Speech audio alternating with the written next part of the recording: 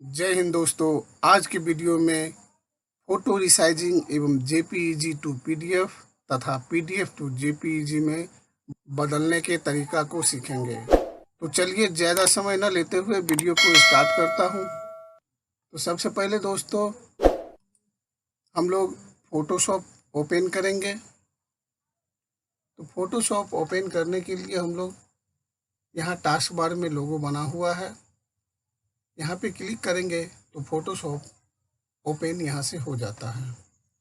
अगर task bar में Photoshop का लोगो नहीं बना हुआ है तो हम लोग स्टार्ट मेनू पर क्लिक करेंगे।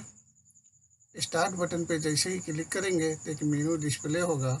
इस डिस्प्ले में हम लोग यहाँ पर एडोब फोटोशॉप 7 है, यहाँ पर क्लिक करके हम लोग फोटोशॉप को ओपन कर सकते हैं। दोस्तों अगर इस फोटोशॉप के लोगो को टास्क बार में कैसे लगाया जाता है के बारे में आपको नहीं पता है तो आप मुझे कमेंट करें, मैं इसे टास्क बार में कैसे लगाया जाता है के बारे में बताऊंगा। तो इस तरह से मेरा ये फोटोशॉप स्टार्ट हो चुका है।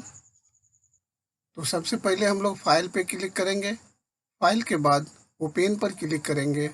ओपन पर क्लिक करते ही मेरा लोकेशन यहाँ पे शो करेगा। तो सबसे पहले हम लोग इस फ़ोटो को चूज करते हैं। इस फ़ोटो को सेलेक्ट करने के बाद ओपन पर क्लिक करेंगे। जैसे ही ओपन करेंगे तो यह फ़ोटो इस तरह से ओपन हो जाएगा। दोस्तों यह स्कैन किया हुआ फ़ोटो है। जब भी हम स्कैन करते हैं तो वह हमारे प्रिंटर के सेटिंग के हिसाब से A4 या लेटर साइज में स्कैन करता है। तो अब ये A4 में है। इस फ़ोटो को हम लोग अगर किसी ऑनलाइन फॉर्म में अगर लगाएंगे तो ये इस तरह से नहीं लग पाएगा। इसको हमें उसके हिसाब से साइज़ को काटना पड़ता है। तो साइज़ को काटने के लिए हम लोग यहाँ पे क्रॉप टूल को सिलेक्ट करेंगे। क्रॉप टूल सेलेक्ट करने के बाद फॉर्म में जो भी साइज़ दिया गया है उस साइज़ को यहाँ पे हम लोग यहाँ वाइट और यहाँ हाइट लिखेंगे। इस समय हम आप लोग को 3.5 सेंटीमीटर और 4.5 सेंटीमीटर साइज़ में काट करके दिखाते हैं। और रेसोल्यूशन जो है सो 300 रखिएगा। तो इस तरह से यहाँ पे हम लोग साइज़ इसमें लिख लेंगे। अगर पिक्सल में रहेगा तो 3.5 जो भी पिक्सल रहेगा तो यहाँ पे px लिख देंगे पिक्सल में। सेंटीमीटर में रहेगा तो cm लिखेंगे। तो इस तरह से हम लोग यहाँ लिख करके और यहाँ पे हम लोग इस तरह से ड्रैग करेंगे। जैसे ही ड्रैग करेंगे तो यह सेलेक्टेड वाला जो भाग है उसको छोड़ करके बाकी हाइड हो जाएगा। अब यह थोड़ा सा छोटा है तो इसे अरेंज करने में परेशानी आएगी। तो इसको बड़ा करने के लिए कंट्रोल+ बटन को जैसे ही हम दबाएंगे तो ये फ़ोटो बड़ा हो जाएगा। और इसके बाद यहाँ से हम लोग फ़ोटो को ऊपर नीचे कर सकते हैं। दोस्तों इसके अलावे स्पेस बटन को दबा करके भी हम जो है सो माउस की मदद से फ़ोटो को हम अपने हिसाब से अरेंज करके स्क्रीन पर रख सकते हैं। अब यहाँ फ़ोटो मेरा बड़ा हो गया है। अब यहाँ से हम लोग इस तरह से साइज़ को मिला लेंगे। तो दोस्तों इस तरह से हम लोग चारों तरफ से जो है सो साइज़ को फ़ोटो के साइज़ को मिलाएंगे। जितना से हमें क्रॉप करना है उस हिसाब से हम लोग यहाँ पे सेटिंग कर लेंगे। अब इसे हम सेटिंग कर लिए हैं। सेटिंग करने के बाद हम लोग इंटर बटन दबाएंगे। जैसे ही हम लोग इंटर बटन दबाएंगे यह फ़ोटो मेरा क्रॉप हो जाएगा। अब यह फ़ोटो क्रॉप हो चुका है। इस फ़ोटो को दोस्तों अगर मान लीजिए आपको इस फ़ोटो को अगर साफ़ करना है या स्मूथनेस लाना है तो उसके लिए यहाँ पे इमेज में जाएंगे और एडजस्टमेंट है। एडजस्टमेंट में ये जितना भी ऑप्शन मिल रहा है इन सभी ऑप्शन का उपयोग करके हम अपने फ़ोटो को अच्छे क्वालिटी में बना सकते हैं। तो जैसे है पहला है लेवल, तो लेवल पे हम लोग क्लिक करेंगे। लेवल पर क्लिक करने के बाद यहाँ से हम लोग इसको कम करेंगे तो इसका जो है सो देखिएगा इफ़ेक्ट जो है सो चेंज हो रहा है। यहाँ से हम लोग कम और ज़्यादा करके इस तरह से इफ़ेक्ट देख रहे हैं। जितना पे मुझे सेट हो रहा है उस हिसाब से हम लोग यहाँ से सेट कर लेंगे। यहाँ भी 3 तरह का दिया गया है। इस तरह से हम लोग इसको सेट कर लेंगे, है ना। जितना पे मुझे सेट हो रहा है इस तरह से हम सेट करके और ओके बटन दबा देंगे। इसी प्रकार दोस्तों और भी ऑप्शन इसमें मिलता है, जैसे ऑटो लेवल है, ऑटो कंट्रास्ट है, ऑटो कलर है। तो ये सभी जो है ऑटो वाला, इस पर जैसे ही हम क्लिक करेंगे तो ये अपने हिसाब से सेट कर देगा। लेकिन अगर आपको अच्छा क्वालिटी में फ़ोटो को बनाना है तो उसके लिए आप ऑटो को सेलेक्ट न करके कस्टम ऑप्शन का ही उपयोग करिएगा, तो वह ज़्यादा अच्छा रहता है। तो चलिए अब देखते हैं कर्व्स टूल का क्या काम है। तो कर्व्स, मेरा यहाँ पे कर्व्स का डायलॉग बॉक्स ओपन हो गया है। इस डायलॉग बॉक्स में ये जो लकीर देख रहे हैं, इस लकीर में कहीं भी क्लिक करके इस तरह से हम लोग इसको ऊपर नीचे इस तरह से हम करेंगे तो ये ब्राइटनेस को देखिए कम ज़्यादा कर रहा है। तो इस तरह से हम लोग सेटिंग करके यहाँ पे ओके कर सकते हैं। तो दोस्तों इमेज पर क्लिक करेंगे और यहाँ कलर बैलेंस पे क्लिक करेंगे। तो यहाँ से कलर बैलेंस भी हम लोग कर सकते हैं। इसमें कुछ खास कलर रहता है, जैसे सियान रहता है, रेड रहता है, ग्रीन रहता है, मैजेंडा रहता है। तो इस तरह से अगर इसको हम रेड की तरफ ले जाएंगे तो रेड कलर ज़्यादा हो जाएगा, सियान की तरफ ले जाएंगे तो सियान कलर में बदल जाएगा। तो इस तरह से हम लोग, जिस तरह से हमें मैनेजमेंट होता है फ़ोटो की क्वालिटी को, इस तरह से हम लोग जो है सो उस कलर को हम यहाँ पे सेटिंग कर सकते हैं अपने हिसाब से। तो इस तरह से हम लोग अपने हिसाब से सेट करके और ओके करेंगे तो वह उस तरह से फ़ोटो का क्वालिटी में बदल जाएगा। फिर देखते हैं हम लोग ब्राइटनेस और कंट्रास्ट को। तो यहाँ पे ब्राइटनेस में जब हम इसको बढ़ाएंगे तो ब्राइटनेस मेरा बढ़ेगा, इसको कम करेंगे तो ब्राइटनेस कम होगा। तो इस तरह से कम ज़्यादा करके हम लोग सेटिंग कर लेंगे। कंट्रास्ट को बढ़ाएंगे तो कंट्रास्ट बढ़ेगा, इधर करेंगे तो कम हो जाएगा। इस तरह से कम और ज़्यादा करके हम लोग सेटिंग करके और ओके बटन को दबाएंगे तो ये सेटिंग हो जाएगा। इसी प्रकार दोस्तों इसमें एक ऑप्शन मिलेगा मुझे, सेलेक्टिव कलर, यानी कि यहाँ पे है कि हम जिस कलर को सेलेक्ट करेंगे, इतना सारा कलर दिया गया है, इसमें से हम किसी खास, जैसे हम ब्लैक कलर को लेते हैं। अब जैसे ये बाल का कलर ब्लैक है, तो ब्लैक कलर को सेलेक्ट करने पर यहाँ सिर्फ ब्लैक कलर पर ही ये इफेक्ट डालेगा। अब जैसे इसको हम बढ़ाएंगे क्या हो रहा है कि जहाँ जहाँ ब्लैक है उस कलर को ये गाढ़ा कर रहा है, इधर करेंगे तो उसका कम करेगा। तो इस तरह से हम सिर्फ ब्लैक कलर पर जो है सो, सेलेक्टिव कलर पर जो है सो हम सिर्फ इफेक्ट डाल सकते हैं। इसमें अगर इसको भी बढ़ाएंगे तो यहाँ भी ये सिर्फ ब्लैक कलर पर ही इफेक्ट डालेगा, बाकी अन्य कलर पर ये इफेक्ट नहीं डालेगा। तो इस तरह से हम लोग सभी का प्रयोग करके हम अपने हिसाब से सेट कर सकते हैं, और सेट करने के बाद ओके करेंगे तो यह उस हिसाब से ये फ़ोटो का क्वालिटी बन जाता है। अब दोस्तों इसमें मुझे स्टॉक अगर लगाना है तो स्टॉक लगाने के लिए क्या करेंगे, सबसे पहले हम लोग सेलेक्ट पर क्लिक करेंगे, उसके बाद ऑल पर क्लिक करेंगे। जैसे हम ऑल पर क्लिक करेंगे तो ये फ़ोटो को ऑल सेलेक्ट कर लेता है। ऑल सेलेक्ट होने के बाद एडिट पर क्लिक करेंगे और स्टॉक पर क्लिक करेंगे। जैसे ही हम स्टॉक पर क्लिक करेंगे तो ये स्टॉक का डायलॉग बॉक्स आएगा। तो दोस्तों यहाँ पे हम वाइट जो है, जैसे 2px है, इसको 3px 4px जितना मर्जी उतना लिख सकते हैं। इस तरह से हम लोग जैसे लिख सकते हैं। तो हम यहाँ पे 2px ही रखते हैं।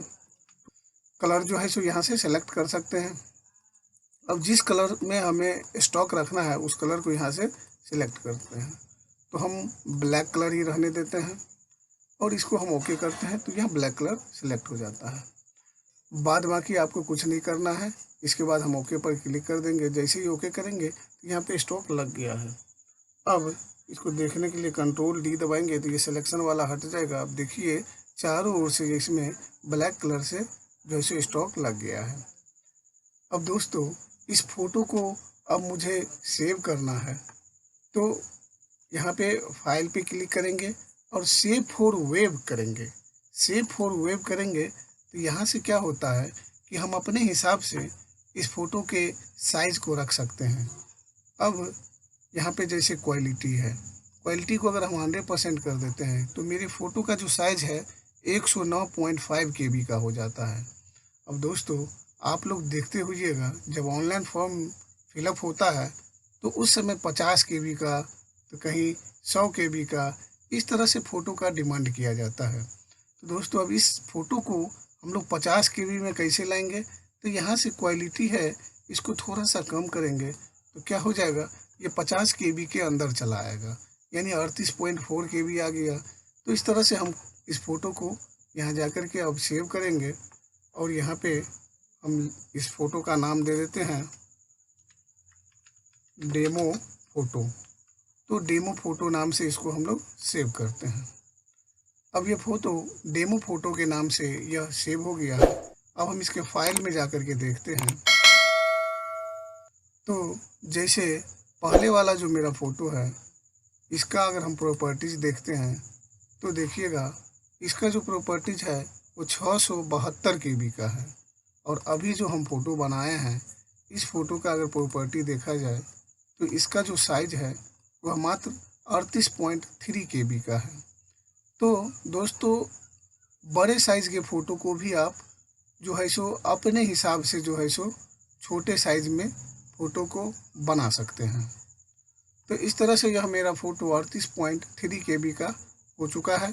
अब यह हम किसी भी फॉर्म में जो है सो आसानी से इसका उपयोग कर सकते हैं।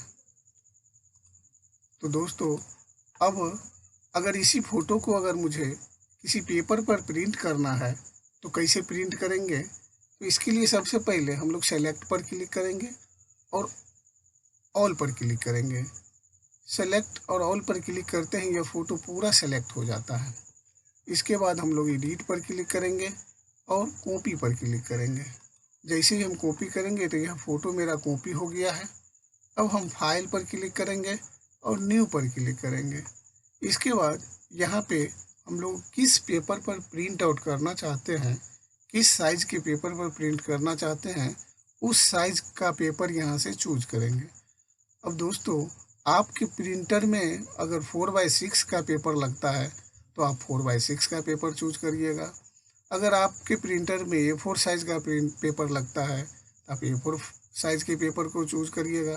तो इस समय मैं 4x6 पेपर को चूज कर रहा हूँ और यहाँ पे ओके करता हूँ। जैसे में हम ओके करेंगे तो ये 4x6 का पेपर मेरे सामने आ चुका है।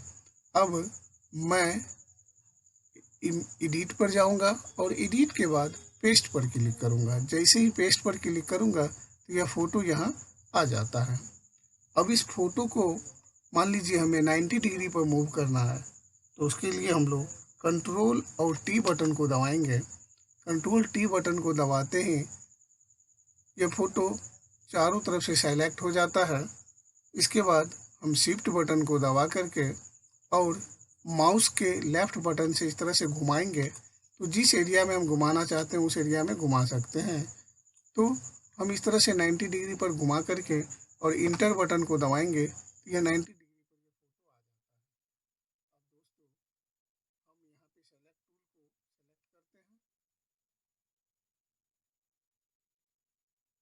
टूल को सेलेक्ट करते हैं और ये मूव टूल को सेलेक्ट करते हैं और इस फ़ोटो को इस तरह से मूव करके हम लोग यहाँ पे ले जाते हैं। मूव करने के बाद अब इस फ़ोटो का दूसरा कॉपी बनाना है तो कंट्रोल और अल्ट बटन को दबाएंगे तो मेरे माउस का जो पॉइंटर है वह इस तरह से डबल पॉइंटर शो करेगा। अब इसको हम लेफ़्ट बटन से क्लिक करके और इस तरह से हम लोग फ़ोटो को दूसरा फ़ोटो को यहाँ पे ला सकते हैं। अब यहाँ पे कंट्रोल ई दबाएंगे तो ये दोनों फ़ोटो आपस में मर्ज हो जाता है। फिर कंट्रोल और अल्ट बटन को प्रेस करके इस तरह से दोनों फ़ोटो को यहाँ पे हम लोग ले आएंगे। फिर कंट्रोल और ई दबाएंगे तो ये चारों फ़ोटो आपस में मर्ज हो गया। फिर कंट्रोल और अल्ट बटन दबा करके इस चारों फ़ोटो को एक साथ हम लोग यहाँ पे ला सकते हैं। तो इस तरह से दोस्तों, ये 4x6 के पेपर में ये टोटल जो है सो 8 फ़ोटो मेरा सेट होता है और एक साथ हम 8 फ़ोटो को प्रिंट आउट कर सकते हैं। इसी प्रकार से दोस्तों, अगर आपके प्रिंटर में अगर A4 साइज़ का पेपर लगता है तो आप A4 साइज़ का पेपर भी यहाँ से चूज कर सकते हैं। A4 साइज़ के पेपर को चूज करने के लिए आप यहाँ पे A4 पे क्लिक करिएगा और ओके करिएगा तो आपका A4 साइज़ का यह पेपर यहाँ पे आ जाएगा। तो इस तरह से दोस्तों, A4 साइज़ का पेपर आ चुका है। अब इस A4 साइज़ के पेपर पर हम कैसे अपने फ़ोटो को सेट करेंगे तो सबसे पहले जिस फ़ोटो को सेट करना है उस फ़ोटो को हम यहाँ पे सेलेक्ट करेंगे। तो सेलेक्ट पर जाएंगे और ऑल पर क्लिक करेंगे, ये ऑल सेलेक्ट हो जाएगा। उसके बाद एडिट पे जाएंगे और कॉपी पर क्लिक करेंगे। फिर उस पेज को हम सेलेक्ट कर लेंगे जिस पेज में मुझे यह फ़ोटो ले जाना है। तो अभी मुझे A4 साइज़ के पेपर पर प्रिंट आउट करना है, तो A4 साइज़ के पेपर को हम यहाँ पे सेलेक्ट कर लिए और इसके बाद एडिट पे जाएंगे और पेस्ट पर क्लिक करेंगे। पेस्ट पर क्लिक करने के बाद Ctrl+T बटन दबाएंगे और शिफ्ट बटन दबाकर इसको इस तरह से घुमा लेंगे।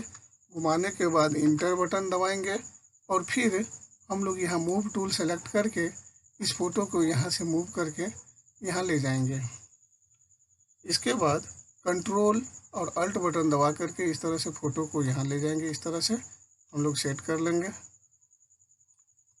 तो इस तरह से हम लोग फ़ोटो को यहाँ पे सेट कर लेंगे। हम अपने पेपर में इस तरह से जो है सो सभी फ़ोटो को सेट करके, अब दोस्तों यहाँ पे ये लेयर 1, ये लेयर 1 कॉपी, लेयर 1 कॉपी 2 और लेयर 1 कॉपी 3, 4 लेयर हो गया।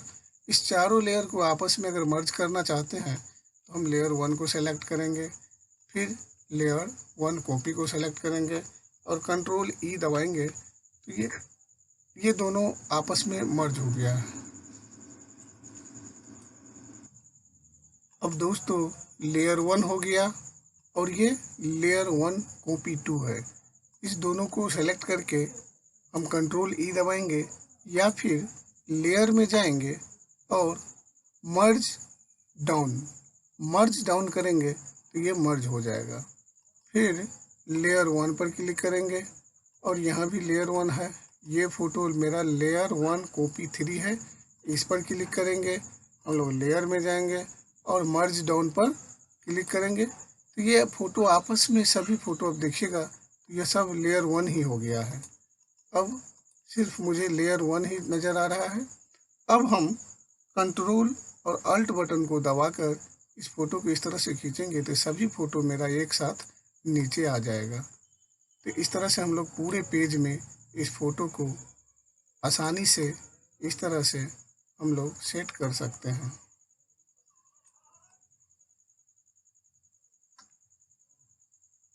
दोस्तों इस प्रकार से हम लोग पूरे पेज में इस फ़ोटो को इस तरह से हम लोग सेट कर सकते हैं। इस पेज को आप अपने हिसाब से सेट कर लीजिएगा इस तरह से लेयर को सेलेक्ट करके।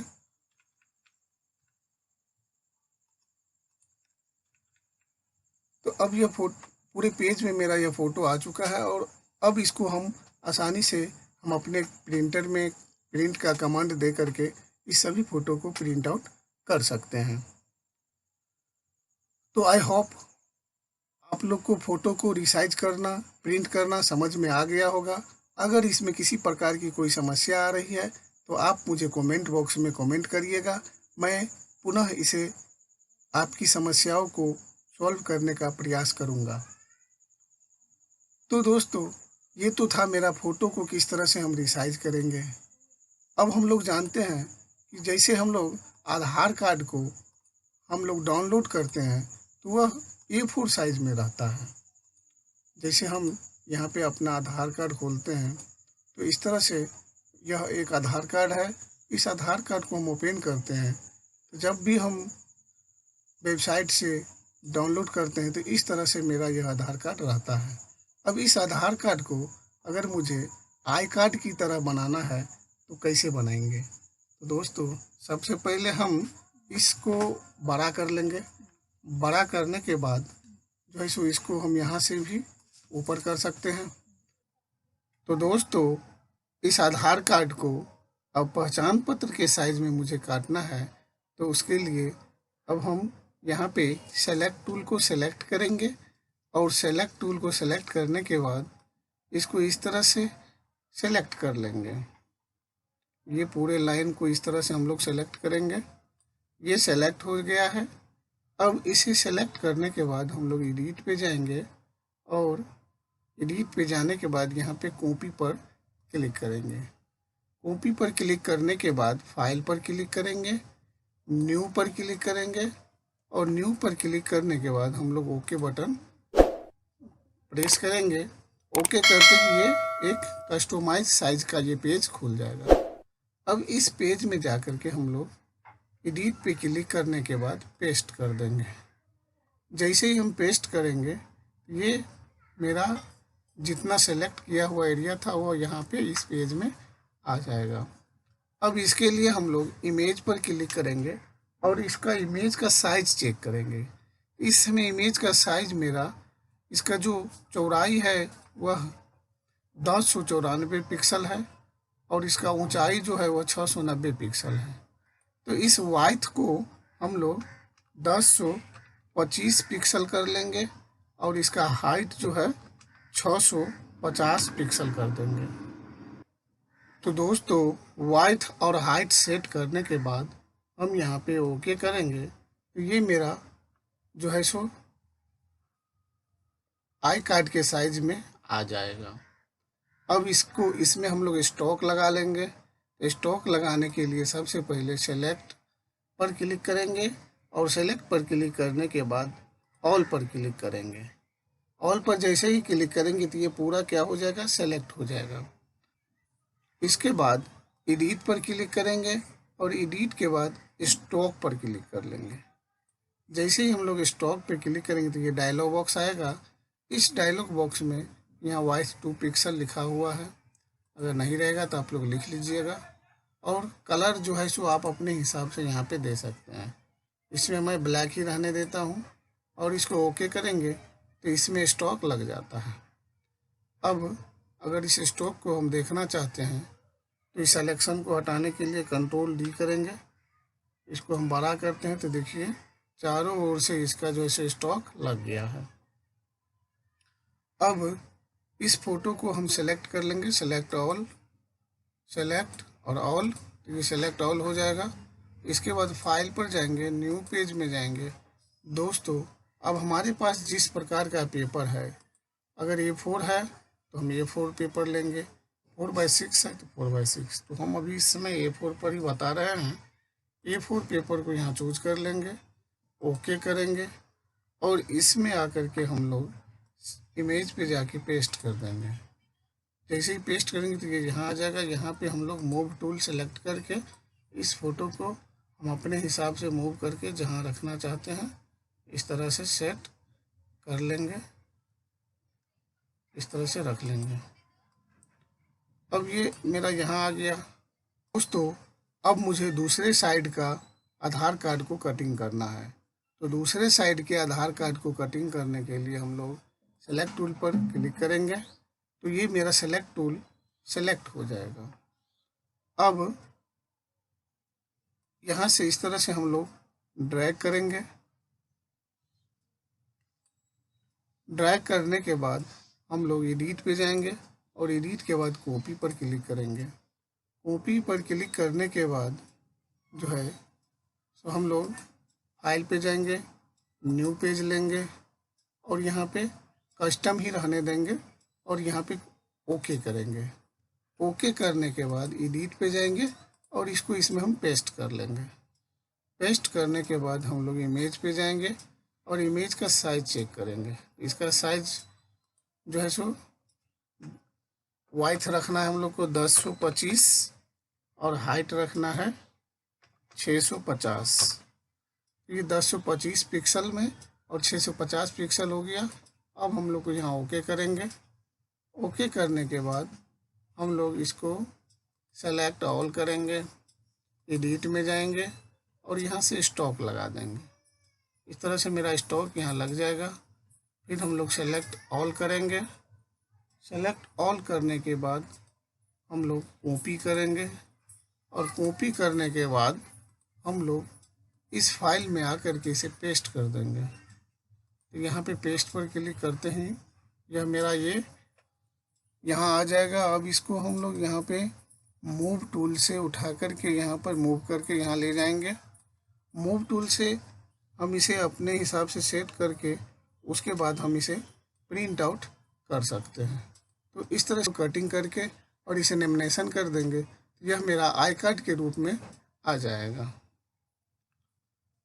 तो आई होप आप लोग को समझ में आ गया होगा कि एक पूरे स्क्रीन में जो आधार कार्ड रहता है उस आधार कार्ड को कैसे कटिंग किया जाएगा। जब हम लोग आधार कार्ड को डाउनलोड करते हैं तो वो पीडीएफ में रहता है।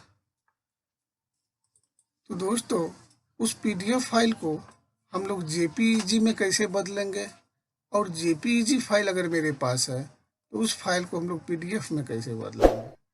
तो दोस्तों जब हम लोग फॉर्म अप्लाई करते हैं तो कभी कभी हमसे जेपीईजी में मांगता है तो कभी कभी पीडीएफ में मांगता है। तो अब हम लोग अगर हमारे पास जेपीईजी का फाइल है तो उसे हम पीडीएफ में कैसे बदलेंगे, तथा पीडीएफ का फाइल है तो उसे हम लोग जेपीईजी में कैसे बदलेंगे। जैसे इस फाइल को अगर देखा जाए तो यह फाइल जो है सो जेपीईजी में है। अब इस जेपीईजी फाइल को हम लोग पीडीएफ में भी बदलते हैं। तो इसको बदलने के लिए हम लोग जो यूज करते हैं वो है NAPS2। NAPS2 एक एप्लीकेशन है। इस एप्लीकेशन से हम लोग जेपीईजी को पीडीएफ में तथा पीडीएफ को जेपीईजी में आसानी से बदल सकते हैं। इसमें इंटरनेट की कोई आवश्यकता नहीं पड़ती है। तो दोस्तों अगर आपको भी इस सॉफ्टवेयर के बारे में पूरी जानकारी चाहिए तो आप मुझे कमेंट बॉक्स में लिखें। मैं इस पर पूरा फुल ट्यूटोरियल लेकर आऊँगा कि किस तरह से इस सॉफ्टवेयर को इंस्टॉल किया जाता है, कैसे डाउनलोड किया जाता है तथा कैसे इसका उपयोग किया जाता है। तो चलिए इस समय मैं इंपोर्ट करता हूँ। इस जेपीईजी फाइल को यहाँ पे हम इंपोर्ट करते हैं। तो मेरा ये जेपीईजी फाइल यहाँ इंपोर्ट हो गया और सेव पीडीएफ इस पर जो हम लोग क्लिक करेंगे तो यहाँ पे जो है सो अब यहाँ पे हम इस फाइल का नाम लिखते हैं डेमो।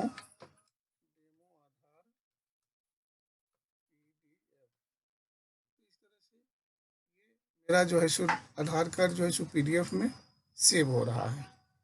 ये मेरा पीडीएफ में सेव हो चुका है। इसको हम देखना चाहते हैं तो यहाँ से देख सकते हैं कि ये डेमो आधार पीडीएफ नाम से हम सेव किए थे। अब यह मेरा जो है पीडीएफ में सेव हो चुका है। ये देखिए पीडीएफ में ओपन हो रहा है।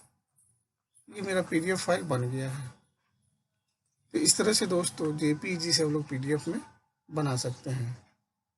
अब इसका अगर प्रॉपर्टीज़ देखा जाए तो यह प्रॉपर्टीज़ जो है यह क्या है, एडोब एक्रोबिट डीसी, यानी कि यहाँ एडोब एक्रोबिट डीसी यानी कि ये जो है देखिए .pdf, ये पीडीएफ में जो है सो ये फाइल है।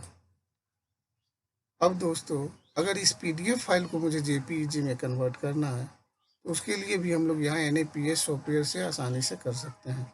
इसको यहाँ पे हम क्लीन कर लेते हैं।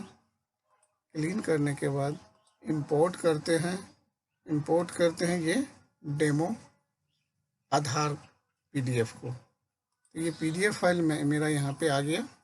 अब इस पीडीएफ फाइल को मुझे इमेज में कन्वर्ट करना है तो हम यहाँ पे सेव इमेज पर क्लिक करेंगे और सेव इमेज पर क्लिक करने के बाद जो है इसको यहाँ पे लिख देंगे डेमो आधार जेपीईजी और इसको हम सेव करेंगे तो यह जेपीईजी में सेव हो जाएगा। अभी हम लोग देखते हैं, देखिए डेमो आधार जेपीईजी, इसका अगर प्रॉपर्टीज देखा जाए तो यह JP.jpg में ये जेपीईजी फाइल में ये सेव हो गया। इस तरह से हम लोग पीडीएफ को जेपीईजी और जेपीईजी से पीडीएफ में बदल सकते हैं। तो दोस्तों जब हम लोग ऑनलाइन अप्लाई करते हैं किसी फॉर्म को तो उस समय मुझे पीडीएफ या जेपीईजी का साइज मात्र 200 से 100 के बीच में ही मांगा जाता है। तो अब मेरा जो इस समय पीडीएफ फाइल है, इस पीडीएफ फाइल का अगर साइज अगर देखा जाए तो इस पीडीएफ फाइल का जो साइज है वह है 1.9 MB में। तो ये 1.9 MB के फाइल को हम लोग 200 से कम KB में कैसे बदलेंगे, आइए सीखते हैं। तो सबसे पहले दोस्तों हम लोग गूगल क्रोम को खोलेंगे, गूगल क्रोम में हम लोग लिखेंगे PDF short size. PDF short size यहाँ लिखेंगे।